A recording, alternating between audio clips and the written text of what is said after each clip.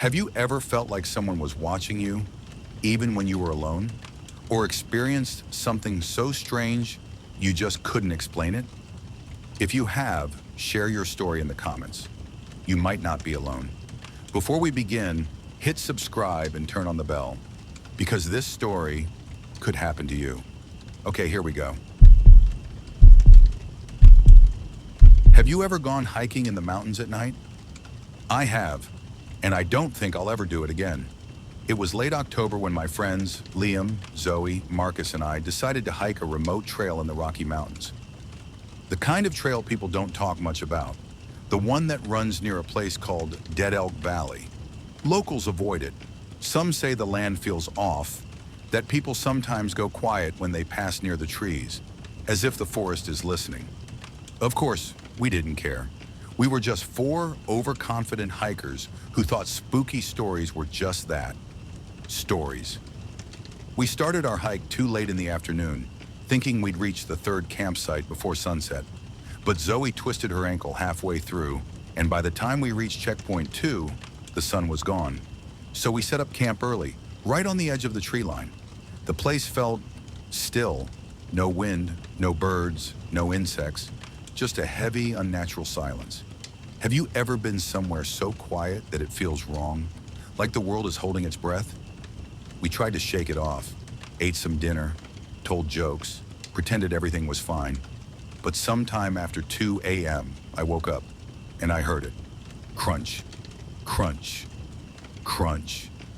Footsteps, slow, deliberate, just outside the tent. Not Liam, not Marcus, not Zoe. The steps were heavy, like boots dragging across dry leaves. I held my breath. My heart was pounding so loud I thought whatever was out there could hear it. What would you do? Stay silent? Whisper for help? Unzip the tent and shine a light? I reached over and nudged Marcus. He stirred, annoyed, until he heard it too. We both froze. The steps stopped. We unzipped the tent slowly and pointed our flashlights out into the trees. Nothing, but there was this smell, something between wet dirt and old meat. It hit me like a wall. I almost gagged. We didn't sleep after that. All four of us ended up in the same tent, sitting upright, flashlights ready. Around 3 a.m., Zoe whispered, "Hey, do you see that?" Far below us, deep in the valley, was a faint orange flicker, a fire. But here's the thing, we were the only group on the trail that night. We'd checked in. The ranger said no one else had registered. So what was that light?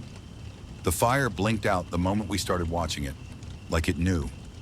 We didn't talk, just stared. And in that silence, I swear, I heard the crunch of footsteps again, closer.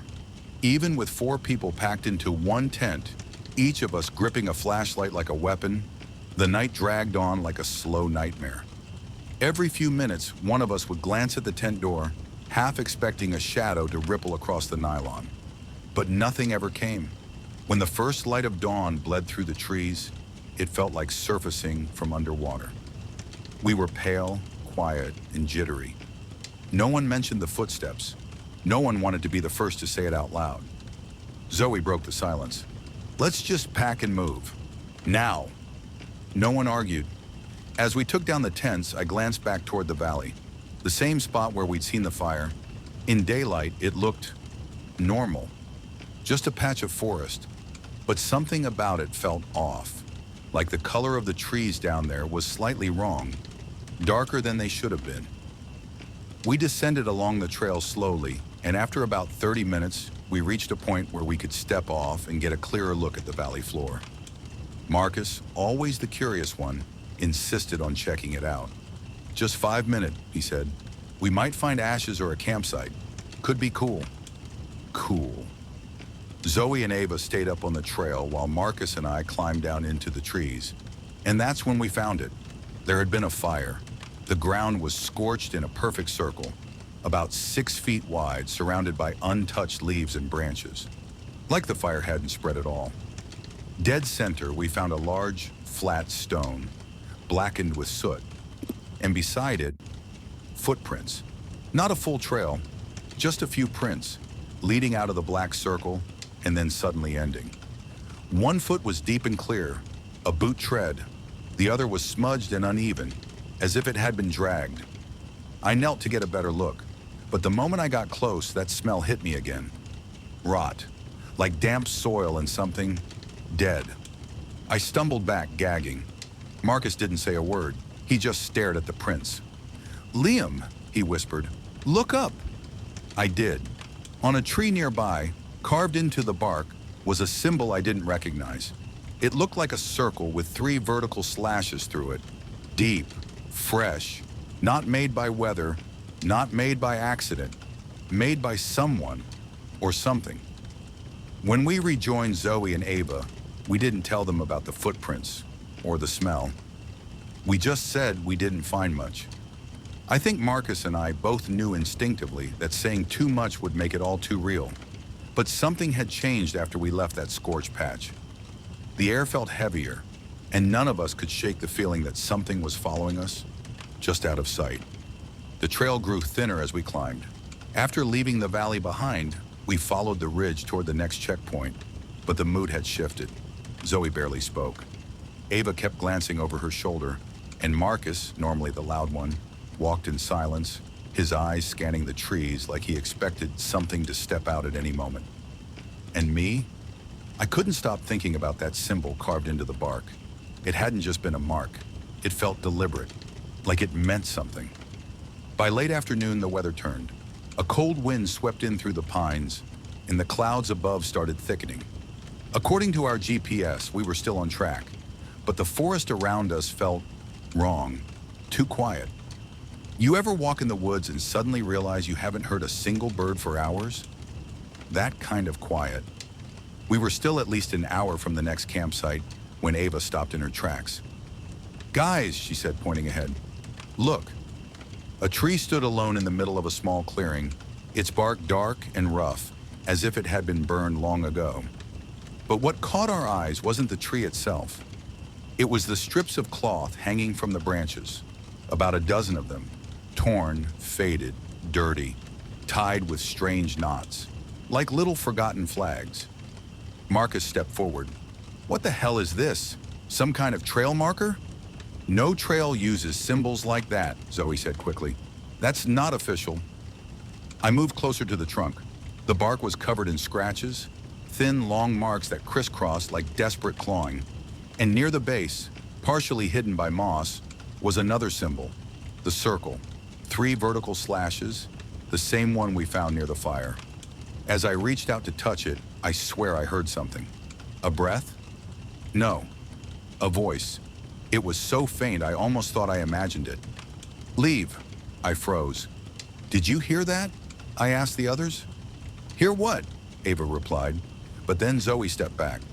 "Okay, nope. We're not staying here." We agreed to keep moving, faster now, hearts racing. The forest seemed to tighten around us with every step. Trees grew closer together and the wind made a strange, low moaning sound as it whipped through the branches. That night, we finally reached the 3rd checkpoint, a clearing near a half-frozen creek. We set up camp in a hurry, barely speaking. No fire this time, just flashlights and layered clothes. Marcus tried to lighten the mood. "Maybe it's a forest ritual or something," he said. "Those cloths? Maybe part of a survival test, or art. Weird art." No one laughed. As we sat in the tent trying to ignore the feeling of being watched, Zoe whispered something that made my stomach drop. "I've been hearing footsteps behind us all day." I looked at her. "Why didn't you say anything?" "I thought it was one of you," she replied. But every time I turned around, there was no one there. That night was colder, not the kind of cold that comes with mountain air. This felt unnatural, like something was sucking the warmth from the ground itself. We stayed zipped in our sleeping bags, whispering occasionally to reassure each other that we weren't alone. But truth be told, we felt alone, even lying side by side. Around 2:30 a.m., I opened my eyes to total darkness. No moon, no stars, just a black, suffocating silence. Then I heard it. Splash. Just once. Quick, sharp, like someone stepped into the creek beside our camp. I sat up slowly and pressed my ear to the tent wall. Splash. Another step. Then, nothing. What would you have done? Gone outside to check, or stayed still, hoping it would go away? I made the worst decision. I unzipped the tent just enough to peek. The flashlight beam cut through the dark, landing on the edge of the water. And there, just at the surface, I saw it.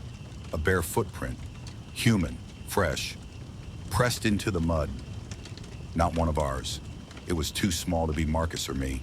Too wide to be Zoe or Ava. Just a single print. Then, movement. A branch snapped across the creek. I jerked the light toward the trees. Nothing. But the silence that followed was heavier than before.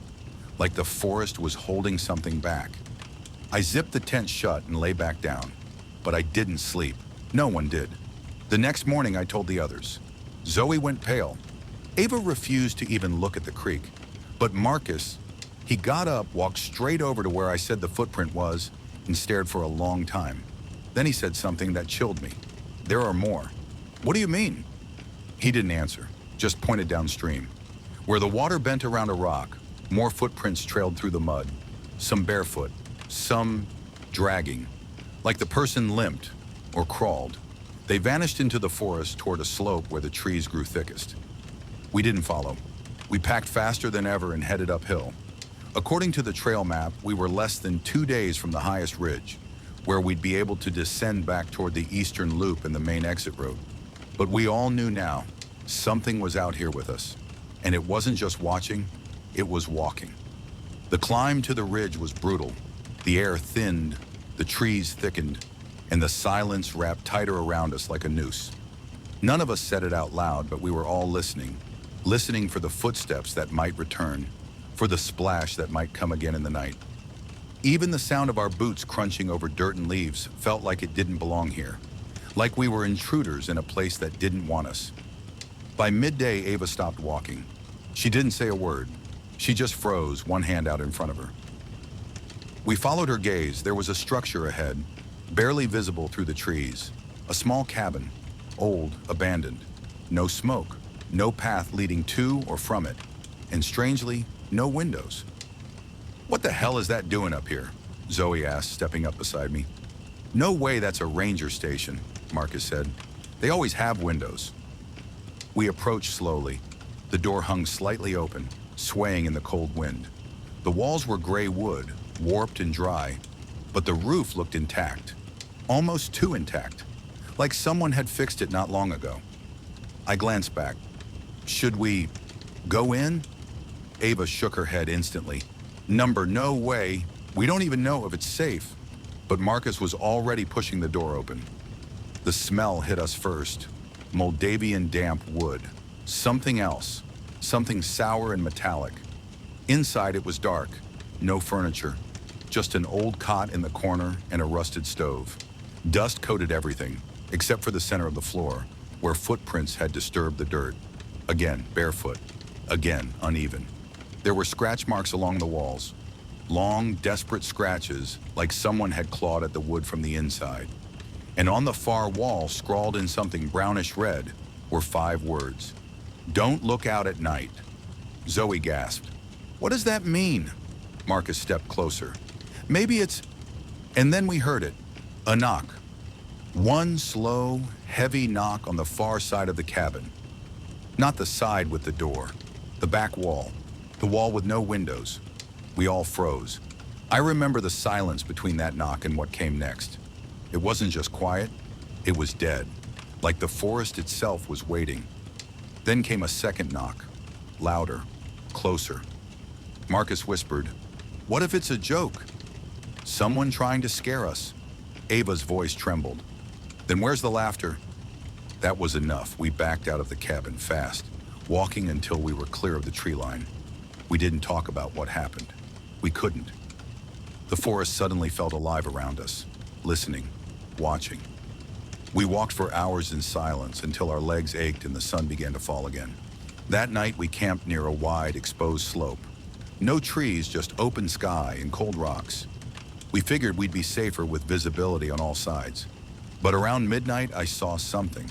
Far down the slope, near the edge of the tree line, a figure was standing. Not moving, not walking, just standing. watching our camp. Too far to see clearly, too still to be human. I blinked, rubbed my eyes, looked again. It was gone. I thought I imagined it, until I looked over at Ava. She was already awake, sitting upright in her sleeping bag, staring at the same spot. "You saw it too?"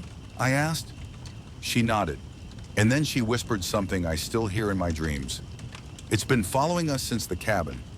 The next morning we didn't speak. No jokes, no small talk, just the silent routine of packing up and moving forward. Every one of us was in our heads, stuck in our own fear loops. Zoe looked exhausted. Ava barely touched her food. Marcus seemed different, distant, like something had shaken loose inside him after the cabin. And me? I kept glancing over my shoulder, half expecting to see that figure again, standing at the edge of the trees. We climbed for most of the day, reaching one of the highest ridges on the trail. The view should have been breathtaking, the valley stretching for miles below us, but none of us enjoyed it. There was something in the wind, a whisper. I thought I imagined it at first, just wind slipping through the pines. But then I heard it again, a voice, faint, just on the edge of hearing.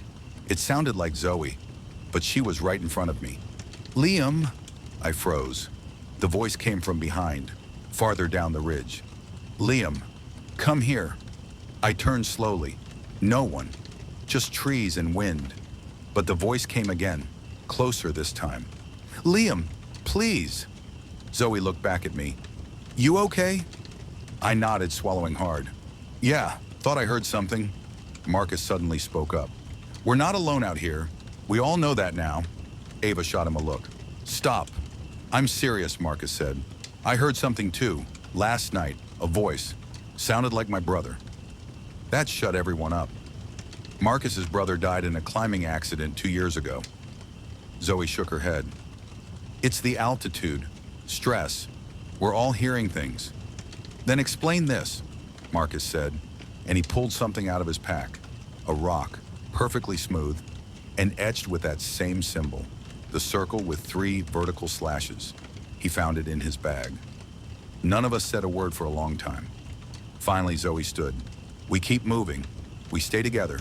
No more wandering off, no more looking back." We agreed, but that night I heard the voice again.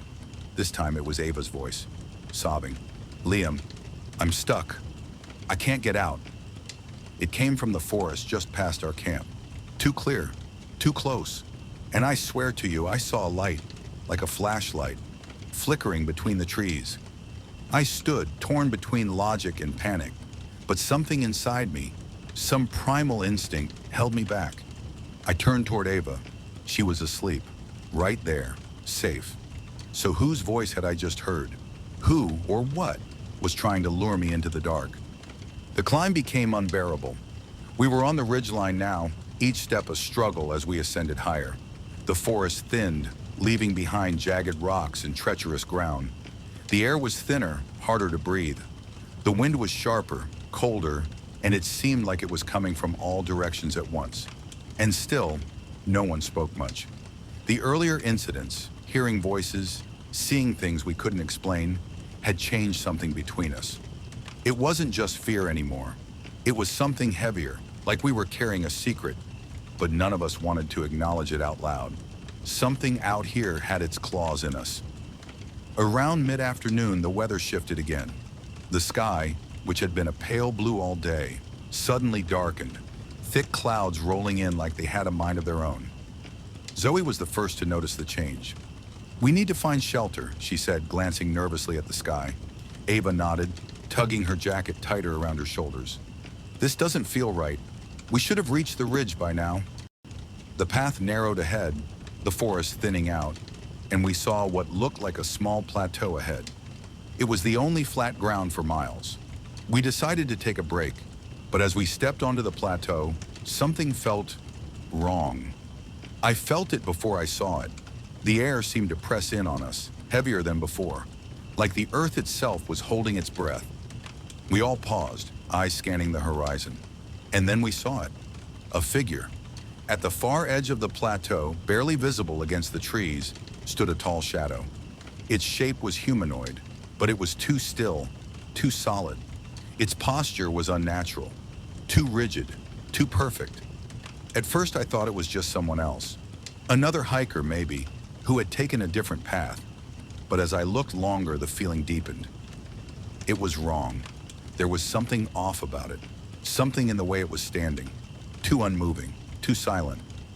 I turned to Marcus. "Do you see that?" He didn't answer right away. His face was pale. He nodded slowly. "Yeah." Ava stepped closer. "What do we do?" Zoe shook her head. "We don't approach it. Let's just get out of here." But my feet wouldn't move. My gaze remained locked on the figure. Then, as if it sensed my attention, the figure moved. Just a slight twitch of its head. I couldn't see its face clearly, but I could feel its gaze on me. It was looking right at me.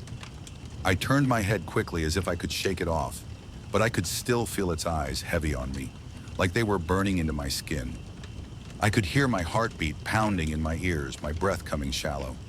"We need to go," Zoe urged, her voice breaking the stillness. But just as I nodded and took a step back, I saw the figure move again. Not a shift, not a step, but the glint of light, a reflection, something metallic. And then it was gone. The figure vanished, just disappeared. "Where did it go?" Marcus asked, his voice shaky. I started, but the words died in my throat. We were all looking now, our eyes scanning every inch of the plateau, but there was no sign of it. Not a shadow, not a movement. "We have to get out of here," Zoe repeated more forcefully this time. We turned to leave, but someone was already behind us. A voice. I thought it was my imagination at first, a whisper carried by the wind. But as it got louder, it became clear. It wasn't just a voice, it was a plea. "Liam, please, help me." It was Zoe's voice. I whipped around, my heart leaping into my throat, but she was standing right next to me, looking just as confused as I felt. "Did you hear that?" I asked, my voice tight with panic. Zoe's eyes widened. "What do you mean? What did you hear?" I felt my stomach drop. I heard you. It sounded like you were begging for help." Her expression darkened. I didn't say anything. I turned to Ava, my eyes wide. "Ava!" She looked just as shaken as I felt. "I heard it too.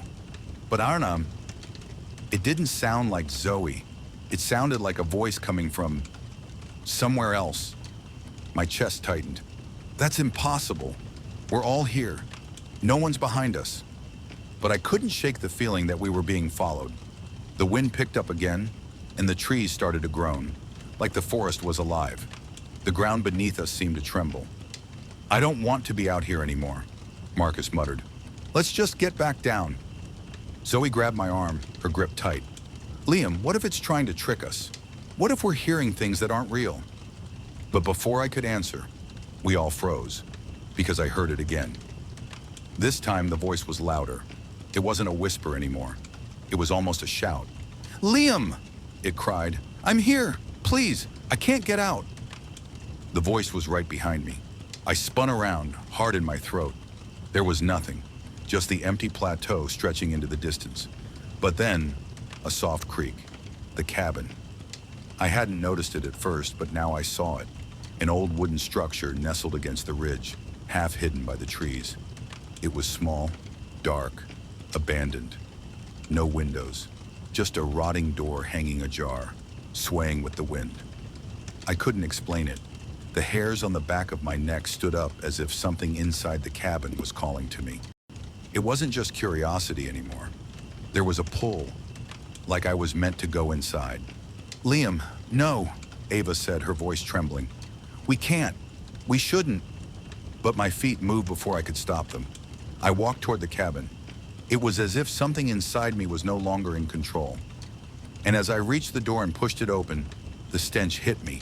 Sour, metallic, familiar, like blood. Inside, the air was thick. The room was dark and still, save for the dust floating in the shafts of light coming through the gaps in the wood. There was no furniture, no belongings, just footprints, barefoot, uneven, dragging across the floor in chaotic patterns. And on the far wall, etched into the wood, was that same symbol. The circle. 3 slashes. I turned around, breathless. The others were behind me now, their faces pale, terror etched in their eyes. We were not alone. We were all standing in the doorway of the cabin, but none of us had the courage to go inside. That stench, the eerie silence, the symbols carved into the wood. It was too much. The air was suffocating. I felt it in my chest, a deep, cold weight pressing against me, like I couldn't breathe properly. Ava was the first to turn away. "We need to go, now." Her voice cracked as she spoke. "This place, it's wrong." Marcus and Zoe didn't move. They were still staring at the inside of the cabin, eyes wide with fear, hands clenched into fists at their sides. I glanced at Zoe, who was still looking inside the cabin with a kind of distant, almost hypnotized expression. Her lips parted, as if she were about to say something, but no words came out. "It's calling us," Zoe whispered. Her voice was soft, but the words hit me like a slap. "Stop!" Marcus snapped. "It's not calling anyone. It's nothing. Just the wind, the altitude. We've been on this mountain for too long." But his voice was shaky, and the look in his eyes betrayed his words. I couldn't bring myself to agree with him. Not anymore. Whatever was in the cabin, whatever was lingering in the air, was far more than just stress or the thin air of the mountain. It felt alive. Zoe stepped forward, almost as if in a trance, her feet dragging across the ground. I reached for her arm, but she jerked away before I could touch her. "I need to see it," she muttered, almost to herself. "What?" I asked, horrified. "I need to see what's inside," Zoe repeated, her voice flat. "There's something I need to find." Before I could stop her, she was moving toward the door. It creaked as she pushed it open, the darkness inside swallowing her figure whole. "No!" I shouted, but my voice didn't seem to matter. Ava stepped forward and grabbed my arm, her fingers digging in. "Liam, don't follow her!" I shook my head, my feet already moving toward the door. It felt like a mistake. Everything in me screamed that it was a mistake, but I couldn't stop. I stepped inside the cabin. We were all standing in the doorway of the cabin, but none of us had the courage to go inside. That stench, the eerie silence, the symbols carved into the wood. It was too much. The air was suffocating. I felt it in my chest, a deep, cold weight pressing against me, like I couldn't breathe properly. Ava was the first to turn away. "We need to go. Now!" Her voice cracked as she spoke. "This place, it's wrong." Marcus and Zoe didn't move. They were still staring at the inside of the cabin, eyes wide with fear, hands clenched into fists at their sides. I glanced at Zoe, who was still looking inside the cabin with a kind of distant, almost hypnotized expression. Her lips parted as if she were about to say something, but no words came out. "It's calling us," Zoe whispered. Her voice was soft, but the words hit me like a slap. "Stop!" Marcus snapped. "It's not calling anyone. It's nothing. Just the wind, the altitude. We've been on this mountain for too long." But his voice was shaky, and the look in his eyes betrayed his words. I couldn't bring myself to agree with him, not anymore. Whatever was in the cabin, whatever was lingering in the air, was far more than just stress or the thin air of the mountain. It felt alive. Zoe stepped forward, almost as if in a trance, her feet dragging across the ground. I reached for her arm, but she jerked away before I could touch her. "I need to see it," she muttered, almost to herself. "What?" I asked, horrified. "I need to see what's inside," Zoe repeated, her voice flat. "There's something I need to find." Before I could stop her, she was moving toward the door. It creaked as she pushed it open, the darkness inside swallowing her figure whole. "No!" I shouted, but my voice didn't seem to matter. Ava stepped forward and grabbed my arm, her fingers digging in. "Liam, don't follow her." I shook my head, my feet already moving toward the door. It felt like a mistake. Everything in me screamed that it was a mistake, but I couldn't stop. I stepped inside the cabin. The figure in the doorway didn't move. We froze, staring at him, at it. I couldn't bring myself to think of it as a man. It was wrong. There was nothing human about it. The air felt heavier with every second it stood there, like the world itself was holding its breath. Ava's grip on my arm tightened as she stepped back, her eyes wide with terror. "What is that thing?"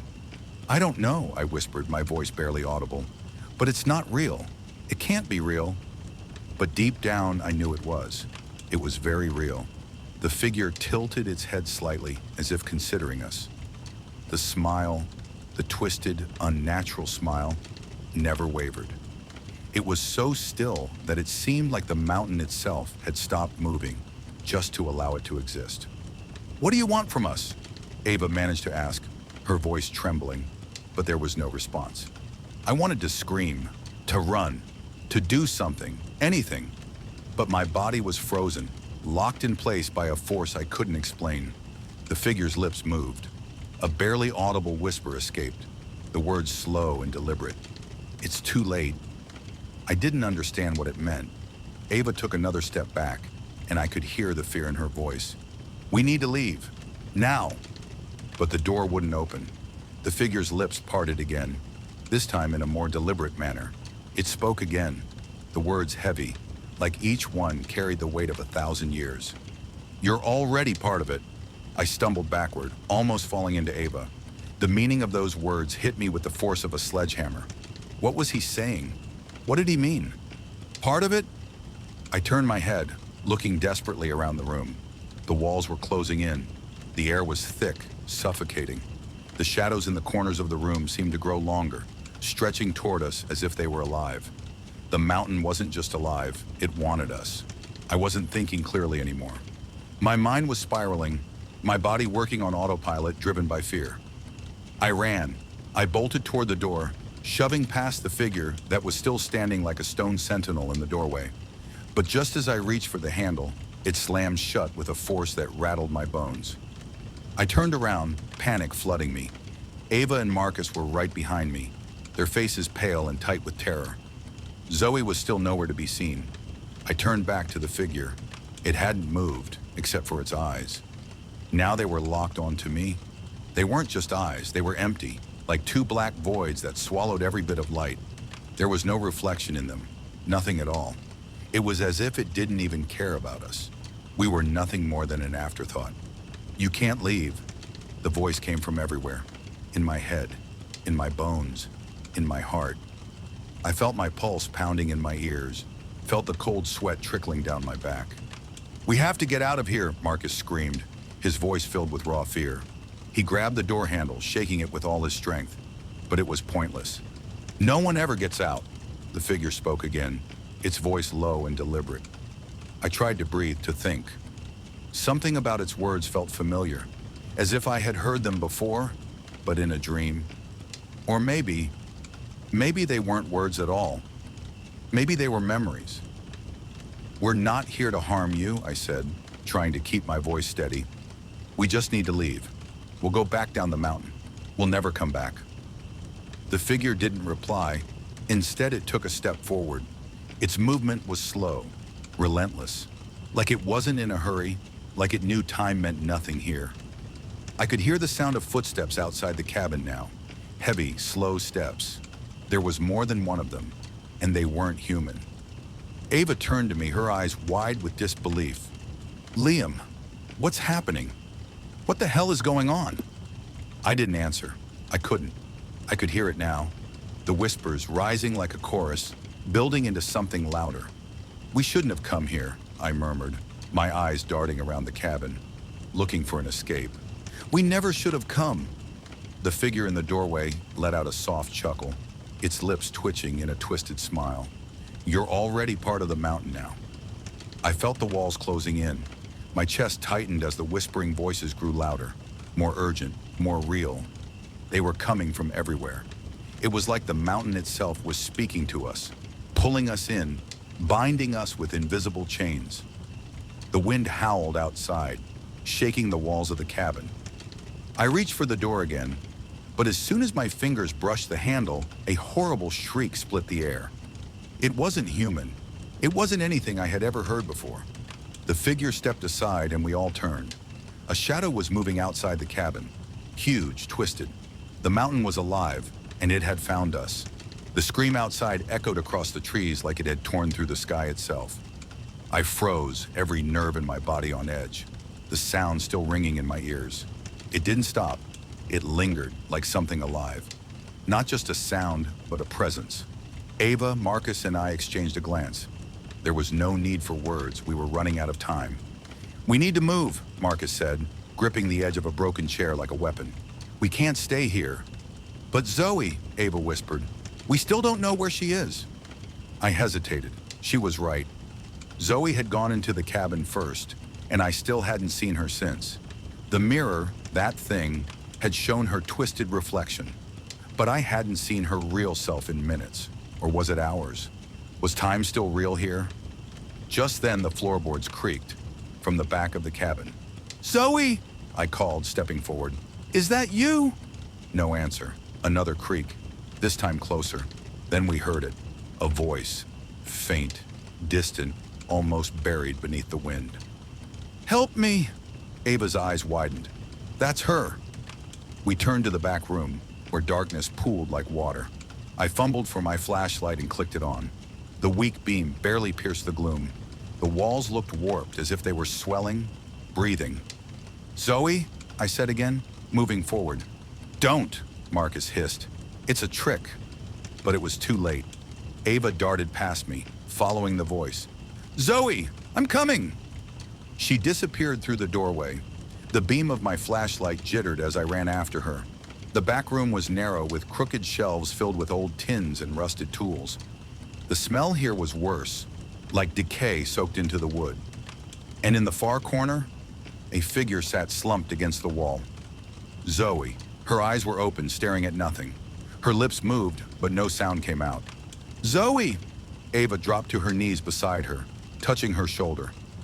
Zoe flinched, then blinked rapidly, like waking from a nightmare. "I saw him," she said. "I saw what he is." "What do you mean?" I asked, crouching beside her. Zoe's voice was flat, detached. "He wasn't alone. There are more like him. They walk the ridge at night. They watch. They wait." I felt my skin crawl. "Who? Who are they?" Zoe's eyes locked on mine. "The ones who didn't leave. The ones who came before us and stayed." The cabin groaned. Suddenly, Marcus yelled from the main room, "You guys need to see this, now!" We rushed out. Through the cracks in the cabin walls, we saw movement. Dozens of shapes, walking along the ridge. Silhouettes, tall, gaunt, wrong, moving slowly in single file. Their heads all tilted the same way, their arms swinging in unison. Not like hikers, not like people. "Are they watching us?" Ava asked. "I think they always have," I said. Zoe was staring, her voice soft. "They're not people anymore. They were like us once, but they stayed too long." I wanted to deny it. I wanted to say this was just altitude sickness or fear or stress. But the longer I looked, the more I knew. Those weren't hallucinations. They were real. Marcus turned from the window. "There's a way out, a narrow pass near the north face. I saw it on the map earlier, but we'll have to move fast and stay in the trees." "What about them?" Ava asked, nodding to the shapes on the ridge. "We don't let them see us," I said. "We don't stop, and we don't look back." A long silence. Then Zoe said something that chilled me more than anything else. "What if it's already too late for us?" We didn't wait for the morning. The moon hung low over the treetops, casting everything in silver. The wind had died down, and an eerie silence blanketed the valley. Even the insects were quiet now, as if they knew something was watching. Zoe was pale but walking. Ava supported her as we slipped out of the cabin, our boots crunching on pine needles, trying to move quietly. Marcus led, map in hand, flashlight low to the ground. "There's a narrow game trail here," he whispered. "If we follow it east, it should take us around the ridge, down to the old access road." "And then?" I asked. "If the road's still intact, we follow it until we hit the lower trailhead. It's hours of hiking, maybe more." "Assuming nothing finds us first," Ava muttered. Zoe hadn't spoken since she warned us not to look back. We moved in single file through the trees, shadows long and twisted around us. The air felt different now, heavier, like we were walking underwater. Every breath felt thick, like we were inhaling something that didn't want to be in our lungs. Then I heard it. Footsteps, not ours. Something behind us. Crunch, crunch, slow, steady. I turned to look. Don't, Zoe said firmly, grabbing my arm. Her voice was sharper now, her strength returning. They follow you if you notice them. I froze. But she shook her head. Keep walking, eyes ahead, no matter what you hear. We pressed on. For the next mile, we didn't speak. Just the sounds of our breathing, the forest, and them following. Sometimes I swore I could hear whispers just beneath the wind. My name, or maybe not. Maybe just the mountain messing with my mind. That's when we saw it. A figure ahead, not on the ridge, in the trail, blocking the path. Tall, still, hat brim low. Him, the one from the cabin. We stopped. He didn't move. What now? Ava asked, her voice barely above a whisper. Marcus raised the map. We can cut left, downhill, but it's steep, no trail. I don't care, I said. We're not going through him. One by one, we turned and angled off the trail, into the trees. Branches snapped beneath our boots. The slope dipped fast, forcing us to slide and scramble. Behind us, I could hear movement. Faster now, coming closer. Suddenly, Ava slipped. She tumbled down the slope with a cry, her flashlight spinning from her hand and disappearing into the dark. Ava! I shouted, sliding after her. I found her crumpled beside a fallen log, clutching her ankle. I think it's sprained, she hissed through her teeth. Marcus and Zoe caught up. We pulled her up between us, but she could barely put weight on her foot. We have to carry her, I said. No, Ava gasped. You leave me. I'll slow you down. Not a chance. Then, a whisper, clear, cold, right behind my ear. Why are you running? I spun, flashlight up. Nothing, just trees. Then another voice, this one from the left. You were invited. Marcus looked at me pale. We need to move. Now. So we did. We half carried Ava down the slope, ignoring the pain, the whispers, the cold breath against the backs of our necks. After another hour, the trees thinned. We stumbled out into an open clearing, and there it was, the access road, old, cracked, but real, man-made. Relief hit me like a wave, but behind us, just at the tree line, something waited. Dozens of them now, silent, watching, not chasing anymore, just watching, like they wanted us to go, or like they knew. Some part of us would stay. The cracked road stretched out ahead of us like a lifeline, uneven, worn, but undeniably human. We barely spoke as we moved forward, each of us silently counting steps, afraid that if we stopped, the spell might break and we'd still be trapped up there in the trees. Zoe hadn't looked back once. Ava leaned against me with every other step, her ankle swelling fast. Marcus walked ahead, flashlight swinging left to right like a pendulum, scanning the woods. And then, something strange. I noticed it first. The road had no turns, no splits, no markers, just one straight line into the night. Marcus, I said, slowing a bit, you're sure this is the same access road from the map? He didn't stop. It has to be. The direction's right. The elevation matches. It's the only road on this side of the valley. Then why, I asked, have we been walking for almost 2 hours without seeing anything? No trail signs, no old cabins, no ranger markers, not even fallen trees. Just more road. Zoe finally spoke, her voice flat. Because we're not walking the real road anymore. We all stopped. What do you mean? Ava asked weakly. Zoe turned to face us, her expression blank. I've been watching. The cracks in the pavement, they repeat, like a pattern. That hit me harder than it should have. I turned and scanned the asphalt with my light, and she was right. Same webbed cracks, same broken strip of faded yellow line. It was looping. Marcus looked stunned. That's not possible. Zoe said nothing. Ava leaned her head against me. It's the mountain, isn't it? I nodded. It doesn't want to let go. We kept walking, but the mood had changed. Every step now felt like sinking deeper into a trap. We weren't going forward anymore. We were walking in place. Then we saw it, a figure up ahead, standing on the road. It looked like me, same jacket, same boots, Same posture. I stopped dead, my breath caught. "Do you see that?" I whispered. Marcus stepped forward. "Is that?" But the figure turned. Its face wasn't mine. It had no face, just smooth, pale skin stretched where features should be. It raised one hand and beckoned. I stepped back. "We need to leave this road. Now." "But where?" Ava asked. "There's nowhere else." Zoe turned sharply to the trees. "There's always a choice." And she took the first step off the road, into the woods, into the dark. Zoe didn't hesitate. She stepped off the road and vanished into the thick brush. For a moment, none of us followed. The faceless figure on the road stood still, unmoving, but I could feel its eyes, or whatever it used to watch. And the longer we stared, the more I felt something inside me, unraveling. I looked at Marcus. "We follow Zoe." He nodded, taking Ava by the arm as we slipped into the trees. The forest off the road was different, denser, no wind, no sound. The flashlight beams seemed weaker here, swallowed faster than they should have been. "Zoe!" I called quietly. "Wait!" She didn't reply. We moved faster. Around us, the forest shifted. Trees leaned slightly inward, their branches twisted toward the ground like they were trying to listen. Then we saw her, Zoe standing in a small hollow, staring at something carved into a tree. "What is it?" Ava asked, limping forward.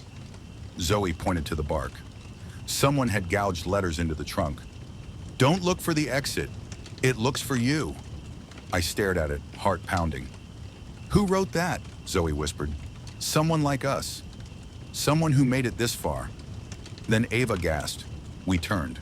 Her flashlight beam had caught something between the trees, a clearing, and in the middle of it, a cabin. Not the same one we had fled from. Older, smaller, almost sunken into the ground. The door was missing. The windows were black.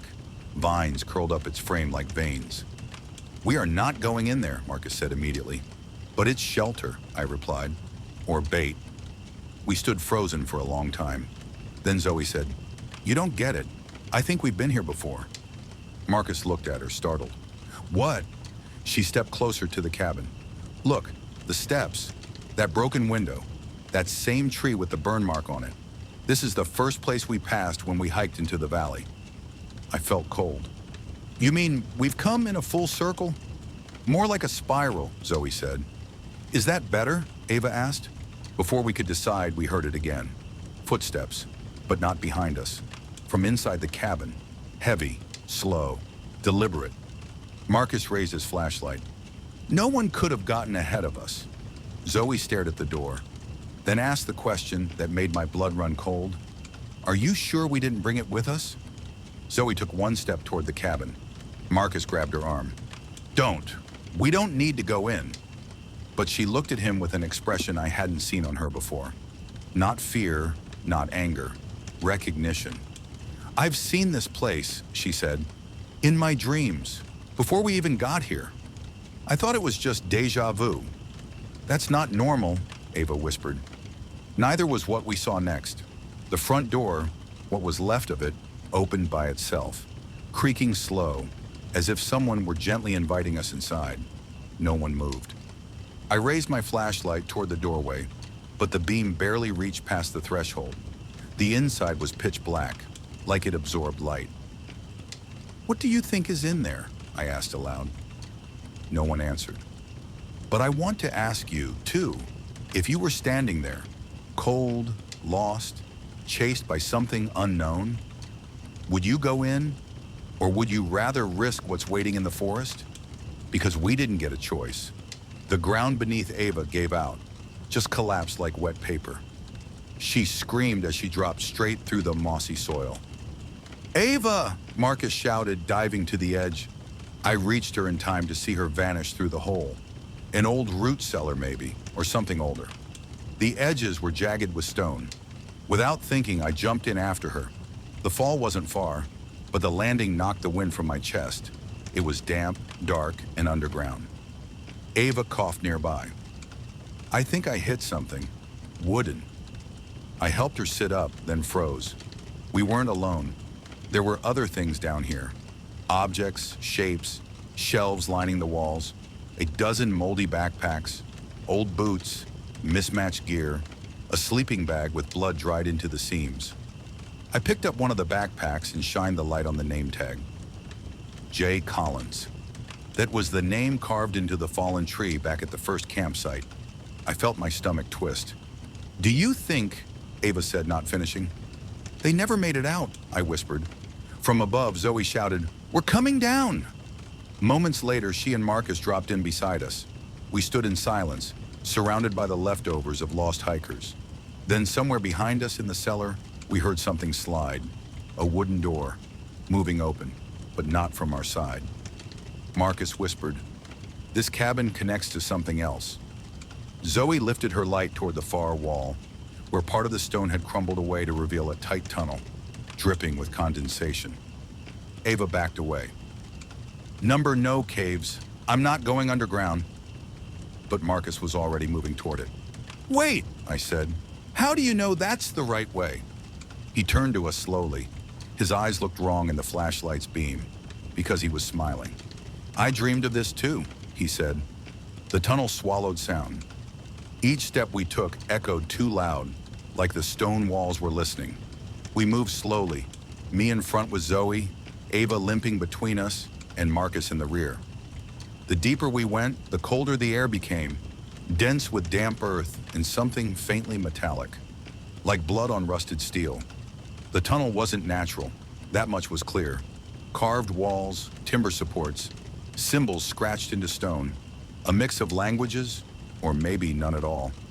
Just frantic carvings, like someone trying to say something with no words left. Ava's breath shook. "We shouldn't be here." "You think I don't know that?" I muttered. Marcus laughed behind us. Just once. Dry, unnatural. Zoe looked over her shoulder. "You okay, Marcus?" He didn't answer. We kept walking. Eventually, the tunnel widened into a chamber, a circular room, maybe 15 feet across, with 4 doorways leading out like points on a compass. In the center was a pile of stones, carefully arranged. On top, a lantern. Literature. I felt my throat tighten. Someone or something had just been here. Ava backed into me. "I want to go back." But as she said it, the tunnel behind us sealed. Stone grinding against stone, no breeze, no echo. Trapped. Marcus walked past us and stood over the stone pile. He looked down at the lantern like he was remembering something, or maybe waiting. Then he said, "What if this mountain isn't cursed, but alive?" None of us answered, because deep down we were thinking the same thing. I stepped toward the lantern. Something about it drew me in. It didn't flicker like a normal flame. It pulsed like a heartbeat. I knelt to grab it and saw something carved into the topmost stone. "You are not the first. You will not be the last." I turned to Zoe. "We need to pick a direction." She nodded. "East leads down. I think that's the way out." "How do you know?" "I don't." We started down the eastern tunnel. That's when the whispers returned. Louder now. Closer. Not behind us. Not ahead. Inside our heads. Each of us hearing different voices. Mine said, "You brought them here. You opened the gate." Zoe stopped and gripped her temples. Marcus was grinning again and humming something familiar. Then Ava screamed. We spun around. Her flashlight had caught a shape just behind us. A shadow taller than a man, crawling along the ceiling like a spider, bones cracking with every twitch. It dropped from the stone above and vanished into the next tunnel. Gone, but not gone. "Keep moving," I said through clenched teeth. No one argued. We walked deeper into the mountain, and behind us the lantern flickered once, then went out. The tunnel narrowed. We had to crouch, sliding sideways between jagged stone, breathing stale air that seemed too warm, like it had passed through the lungs of something alive. No one spoke for a long time. Ava limped beside me, clutching her shoulder now too. She'd scraped it against the tunnel wall. Her skin was pale, her hands trembling. Zoe held the flashlight ahead, and every few feet she whispered directions. "Left here, down the incline, avoid the dripping wall." Each time I asked how she knew, she just shook her head. Marcus followed last, quiet, humming that same off-key tune under his breath. It was starting to get under my skin. "You all right back there?" I asked, not looking back. The humming stopped. Then he said flatly, "Do you think it sees us as intruders or as children coming home?" No one answered. We finally came to a fork. 3 tunnels, all identical. No signs, no wind. Just blackness.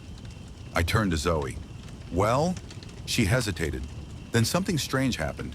All 3 tunnels lit up. Dim glows like bioluminescence flickered along the walls. Faint symbols appeared in green and violet, pulsing slowly, as if breathing. Zoe took a shaky breath. "They want us to choose." "Who's they?" Ava whispered. Marcus stepped forward. "Only one of these leads out. The others are for the ones who never left." Zoe turned to me. "Pick one." "Why me?" "Because," she said softly, "this place listens to you." I looked at all 3 tunnels, and suddenly something came back to me. A memory. I was 5 years old, camping with my dad. He taught me how to find the North Star. I remembered the exact shape of the trees, the way the air smelled like pine and ash, and I remembered getting lost. That same feeling was here now, gnawing at my ribs. I pointed to the tunnel on the right. "That one," I said. We stepped in. The tunnel sloped downward in the uneven steps. Then it widened again, into another chamber. But this one was different. The floor was covered in names, scratched into the stone, hundreds of them, maybe thousands. Some were fresh, some were smeared with old blood, and on the far wall someone had written. I turned back and saw myself. He smiled. I ran. I felt something behind us. Zoe turned. "Don't look." But Marcus did, and he froze. We all saw it then. At the mouth of the tunnel stood another Marcus, same clothes, same flashlight, but his eyes were wide, hollow. His skin had no color. He smiled, and he started walking toward us. The real Marcus backed away. "That's not me." Zoe stepped between them. "It doesn't need to be." We ran. We didn't wait to see what the other Marcus would do. We ran through the chamber of names, into a tunnel lit only by the breath in our chests. Behind us, the laughter began. Not from the fake Marcus, from the walls themselves. The tunnel bent and twisted until we could barely tell if we were going forward or in circles. Ava had stopped speaking altogether, her breath short and sharp, and Zoe was gripping the flashlight like a weapon. Marcus hadn't said a word since we left the chamber with his double. We turned another corner and found shelves, dozens of them, built into the stone, rough, uneven, but unmistakably man-made. On each shelf sat strange items, torn journal pages, cracked compasses, pocket knives, rolled maps, Polaroids, thousands of them, each tagged with a name. I picked up a compass. Its needle spun wildly. Zoe moved beside me. "This is some kind of archive." "Of what?" Ava asked, barely above a whisper. Zoe pointed. "Of people. The ones who never made it out." Marcus finally spoke. "Why keep these? Why organize them?" A chill hit me as I looked at a torn patch from a jacket, stained with dried blood. Because this wasn't storage. It was a graveyard. I turned over a small journal. On the cover, written in a trembling hand, "If someone finds this, I am not dead. Not yet. The mountain eats memory." That line burned into me, and it made sense now. The echoing voices, the dreams, the strange knowing Zoe seemed to have, the way the tunnels seemed to erase time. The mountain doesn't just trap people, it erases them, their stories, their names, even their faces. Ava touched my arm. "If we hadn't found this place, would we have ended up here too?" I didn't answer. I couldn't, because I suddenly couldn't remember the name of our trail, or what day we'd started the hike, or how many nights we'd been here. I turned to Marcus. "What day is it?" He opened his mouth, and nothing came out. Just that grin again. Not happy, not even real. A reflex. Then from somewhere deep in the shelves, a loud crash. We all jumped. Something had fallen or been knocked over. Then a voice, raspy, thin, spoke from the shadows. "Put it back." We froze. The voice repeated, "Put it back." Zoe slowly placed the compass back on its shelf. A shape emerged from between the shelves. Thin, impossibly tall, wrapped in what looked like a ranger's jacket soaked through with mud and age. Its face was a blur, like smoke given form. Its hands were long. It didn't walk, it glided, and it said again, "Put it all back, or you'll stay." I grabbed Ava. "Run!" This time, no one argued. We tore through the archive, down another tunnel that twisted like a spiral staircase made of bone.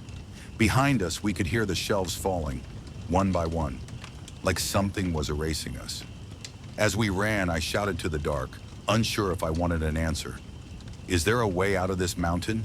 The mountain replied, softly, clearly, and from inside my head, "Yes, but not all of you." We didn't stop running until the floor beneath us changed. Dirt turned to stone, stone turned to metal. We were in a new part of the mountain, if it even was the mountain anymore. This tunnel was different, straight, smooth, the walls etched with geometric patterns that glowed faintly. Ava gasped, "This isn't natural." Zoe turned her flashlight off.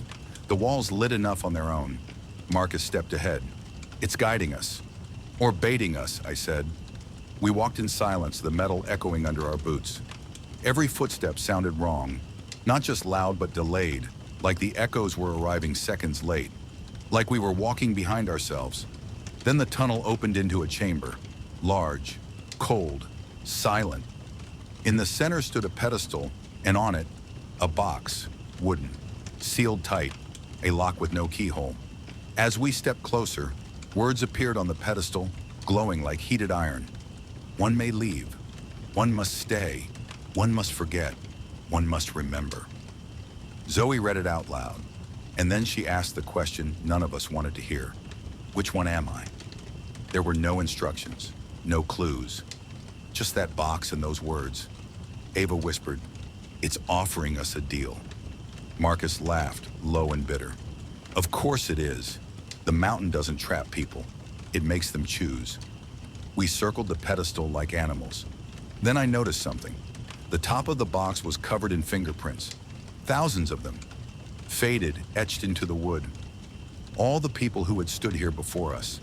And I had to ask, how many of them chose wrong? Zoe looked up. "We could just walk away, keep searching." "No," Marcus said, voice flat. "This is the only way out." "How do you know?" He didn't answer. Zoe stepped forward and placed her hand on the box. Her breath hitched. Then she whispered, "It's warm."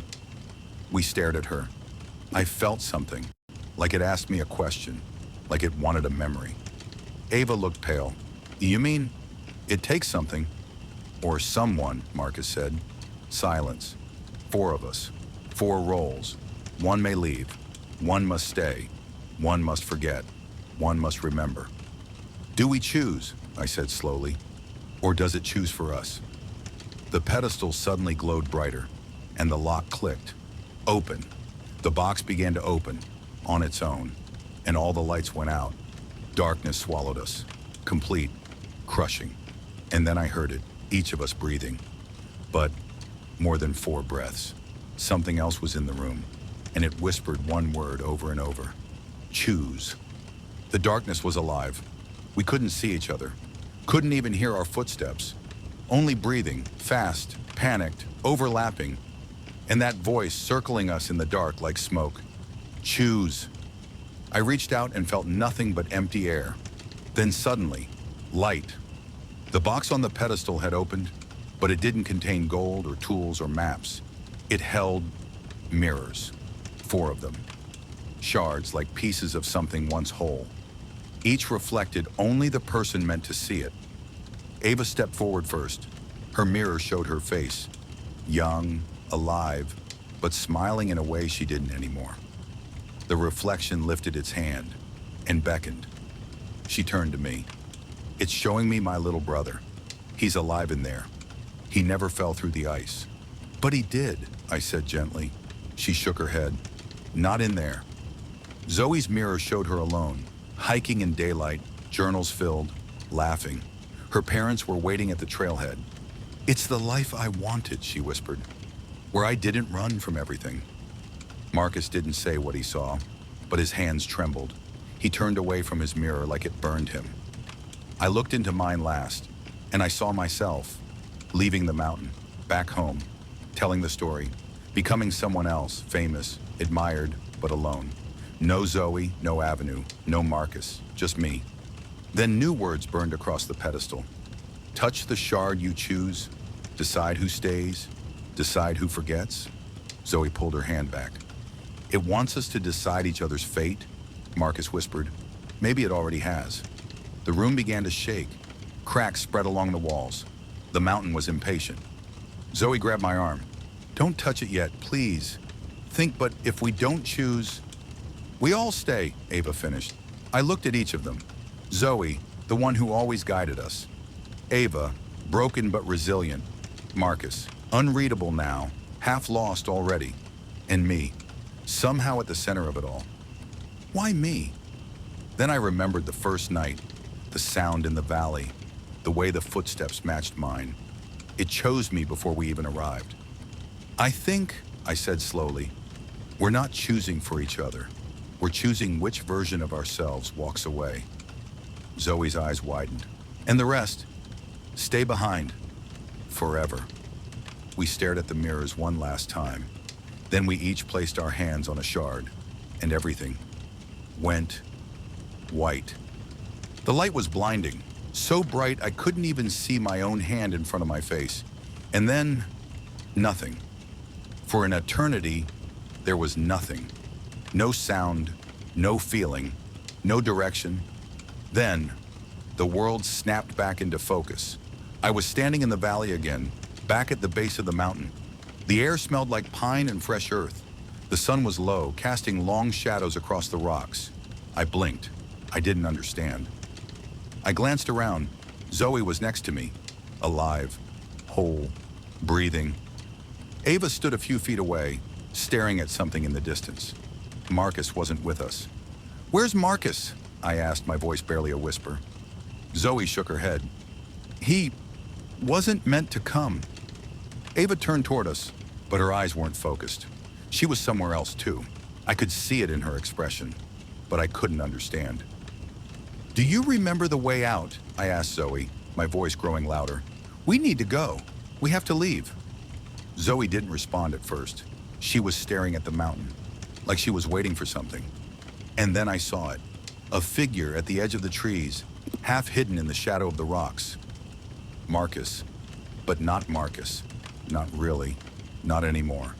His eyes were empty, his face pale and frozen, his smile wide, wrong, inhuman. Zoe stepped forward. We left him behind, she said quietly. I didn't want to. I didn't want to be the one to. Her voice trailed off, but I knew what she meant. The mountain had taken him, the one who was supposed to stay, and it didn't let him leave. Is that what we're supposed to become? Ava whispered. Those things? Lost and forgotten? I looked at Zoe. She nodded, eyes sad. It doesn't forget. It remembers everything. The figure of Marcus moved closer, his footfalls quiet, deliberate. And then for the first time, I heard his voice. You should have stayed. The ground beneath our feet shuddered, and the mountain spoke, not to us, but through us.